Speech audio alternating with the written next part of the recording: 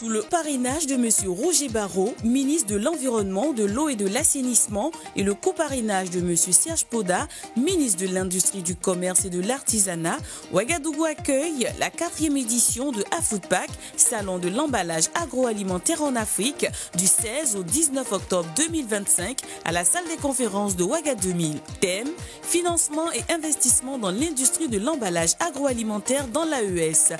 Au programme, jeudi 16 octobre, une grande journée de sensibilisation pour les élèves.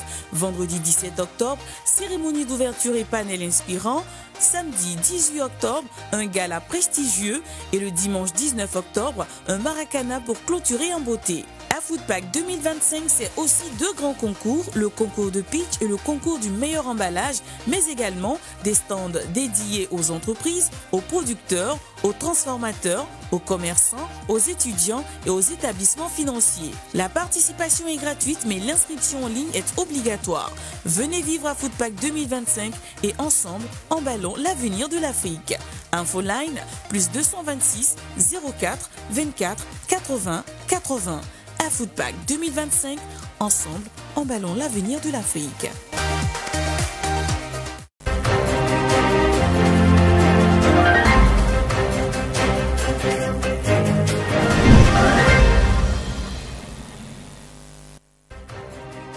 Bonsoir chers abonnés de Faso Green TV et bienvenue au journal édition du 15 octobre 2025. Au sommaire ce soir, l'interprofession de la filière Carité a tenu aujourd'hui 15 octobre 2025 son assemblée générale ici à Ouagadougou. Stratégie et croissance, organisation de la filière et préservation de la ressource Carité étaient les principaux sujets au menu des échanges. Voilà, c'était le sommaire une fois de plus. Bonsoir à tous et bienvenue. Il faut restructurer la filière Carité, oui, c'est ce que pensent les membres de l'interprofession Carité. Ils ont tenu ce 15 octobre 2025 leur assemblée générale. Les participants venus de différentes régions du Burkina ont posé les bases d'un développement durable de la filière Carité. C'est du moins ce que nous dit Kokou Nieso dans ce compte-rendu. L'Assemblée générale des différentes parties prenantes de la filière Carité, producteurs, transformateurs, commerçants et exportateurs, se tient au moment où celle-ci fait l'objet d'une réflexion et d'une restructuration. Les principaux acteurs de la filière sont présents à Ouagadougou pour échanger sur les stratégies de croissance, l'organisation de la filière et la préservation durable de la ressource. La filière Carité traverse des moments difficiles dû à la non-exportation des amandes de qualité. C'est un recadrage politique. Nous l'apprécions à sa juste valeur. Mais ça n'a pas été facile pour nous et nous avons su garder le consensus pour mettre en valeur les décisions gouvernementales. Le Burkina Faso, classé 3e producteur mondial de noix de Carité, encourage la transformation sur place pour réguler l'exploitation des amandes de Carité. L'objectif est de soutenir les transformateurs locaux et de favoriser une meilleure valorisation locale. Malgré les avancées, il reste encore beaucoup d'efforts à consentir pour concrétiser ces objectifs. Alors pendant les 5 ans, nous avons tout fait pour que cette loi soit appliquée. Mais malheureusement, on a atteint un niveau, mais on n'a pas atteint le niveau final. Donc ensuite, on a continué à travailler, à assister les structures qui sont membres de la TFK et de la transformation, à pouvoir faciliter aussi les discussions entre les maillons. Et on a la chance aujourd'hui avec le PZPC qui a débuté depuis 2022, voilà, avec la table filière qualité qui participe au copil même du programme budgétaire 088, et la gouvernance environnementale et changement climatique qui apporte en tout cas sa touche à l'économie nationale. Et le projet, à travers différents appels à projets, voilà, accompagne également les acteurs de la filière qualité, que ce soit la production, la transformation et les commerçants. Au cours de cette rencontre, divers sujets essentiels ont été abordés, tels que l'optimisation de la chaîne de valeur et la valorisation des produits finis et semi-finis dérivés du Carité. La filière Carité est un maillon essentiel sur le plan économique et social au Burkina Faso, principalement en raison de l'implication prépondérante des femmes dans sa production et sa transformation. TFK, table filière Carité, est une des premières interprofessions qui vraiment travaille avec le ministère de l'Environnement, de l'eau et de l'assainissement. Donc elle est très importante pour notre ministère parce que c'est un poids lourd dans l'économie nationale. Elle intervient à hauteur de 0,06% au niveau du PIB. Ce n'est pas quelque chose d'infime, c'est vraiment quelque chose qui est assez important pour l'économie nationale. Ces échanges interviennent également dans un contexte où la ressource karité est menacée, ce qui démontre la nécessité d'une gestion durable et responsable des peuplements de karité pour assurer à long terme la pérennité de la filière et des emplois qu'elle génère. Les recommandations ici de cette Assemblée générale sont destinées à renforcer la structuration des acteurs et à impulser un développement plus efficace et équitable de la filière karité au Burkina Faso. Et puis pour cette rentrée scolaire, l'association Nongtaba des personnes handicapées, elle a décidé de diminuer les charges des familles des enfants de FDS tombés sur le champ de bataille de personnes déplacées internes et handicapées en leur venant en aide avec des kits scolaires. La cérémonie de remise a eu lieu ce 11 octobre 2025 ici même à Ouagadougou. Détail avec Bernardine Ouedraogo et Sarah Bouma. 13 ans déjà que l'association Nongtaba des personnes handicapées vient en aide à des enfants issus de familles vulnérables et celles des FDS tombés sur le champ de bataille. Fidèle à cette tradition, l'association procède ici ce samedi 11 octobre 2025 à une remise de kits scolaires composés de sacs, de cahiers, de stylos, de savon et de serviettes hygiéniques entre autres. Cette remise rendue possible grâce à CRS Burkina vise à alléger le fardeau des parents en cette période de rentrée scolaire 2025-2026. Il y a 13 ans que nous accompagnons ces enfants. Ils sont les piliers du développement. Il est essentiel qu'ils reçoivent une bonne éducation et c'est notre combat de tous les jours. Au total, 95 élèves du primaire et du secondaire bénéficient de ce geste de générosité. Dans une ambiance festive, ils expriment leur gratitude à l'association. Oui, je suis contente d'avoir des kits dessus scolaires.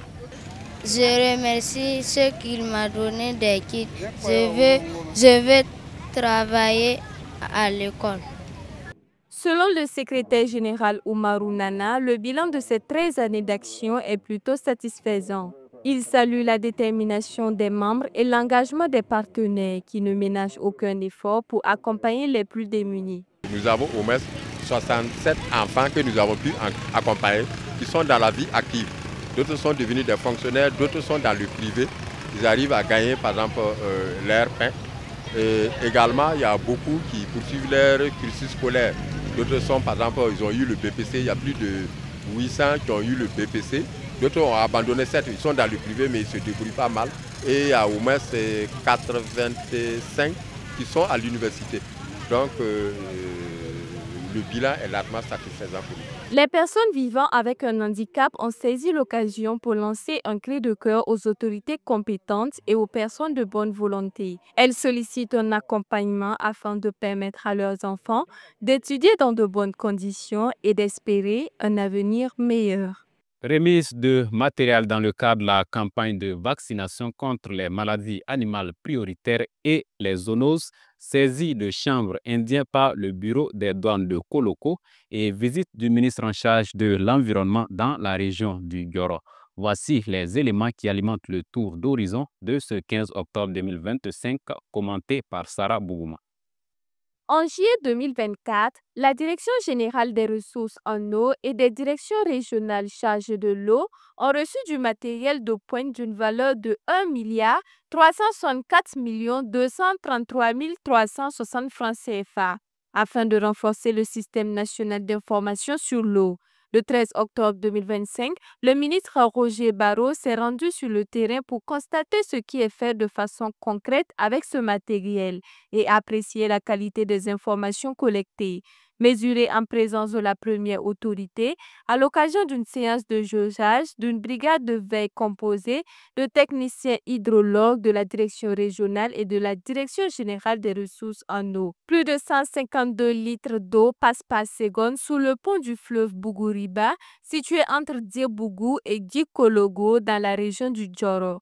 Avec ses efforts d'investissement pour la connaissance sur l'eau, le Burkina Faso se positionne parmi les meilleurs pays de l'Afrique, tant en ressources humaines qu'en équipement en matière de disponibilité et de la diffusion de l'information sur l'eau. Toujours ce lundi 13 octobre 2025, lors de l'identification des véhicules stationnés dans le parking du bureau des douanes de Koloko, les agents ont remarqué qu'un camion immatriculé à l'étranger et en transit présentait une particularité intrigante, notamment un double réservoir soudé sur lequel étaient posés plusieurs bidons. Après une fouille approfondie, les investigations révèlent que le double réservoir, les bidons et même les pneus de secours avaient été transformés en véritables caches pour le transport illicite. 593 plaquettes de chanvre indien et 194 plaquettes de marijuana pour un poids total estimé à environ 500 kg ont été extraites du véhicule, soit une valeur de 78 700 000 francs CFA.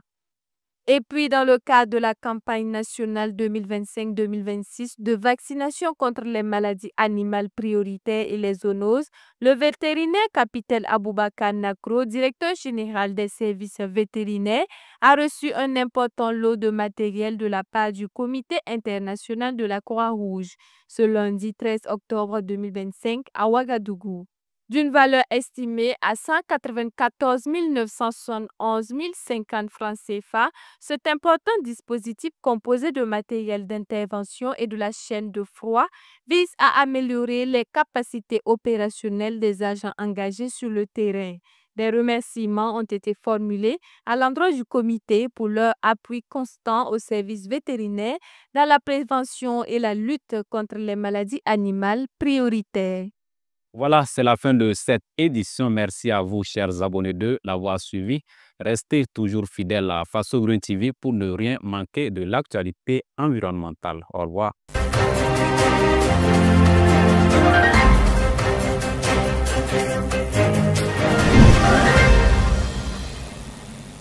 Sous le parrainage de M. Roger Barreau, ministre de l'Environnement, de l'Eau et de l'Assainissement, et le coparrainage de M. Serge Poda, ministre de l'Industrie, du Commerce et de l'Artisanat, Ouagadougou accueille la 4e édition de AFOODPAC, Salon de l'emballage agroalimentaire en Afrique, du 16 au 19 octobre 2025 à la salle des conférences de Ouaga 2000. Thème: financement et investissement dans l'industrie de l'emballage agroalimentaire dans l'AES. Au programme, jeudi 16 octobre, une grande journée de sensibilisation pour les élèves. Vendredi 17 octobre, cérémonie d'ouverture et panel inspirant. Samedi 18 octobre, un gala prestigieux. Et le dimanche 19 octobre, un maracana pour clôturer en beauté. AFOODPAC 2025, c'est aussi 2 grands concours, le concours de pitch et le concours du meilleur emballage, mais également des stands dédiés aux entreprises, aux producteurs, aux transformateurs, aux commerçants, aux étudiants et aux établissements financiers. La participation est gratuite, mais l'inscription en ligne est obligatoire. Venez vivre AFOODPAC 2025 et ensemble, emballons l'avenir de l'Afrique. Infoline, plus 226 04 24 80 80. AFOODPAC 2025, ensemble, emballons l'avenir de l'Afrique.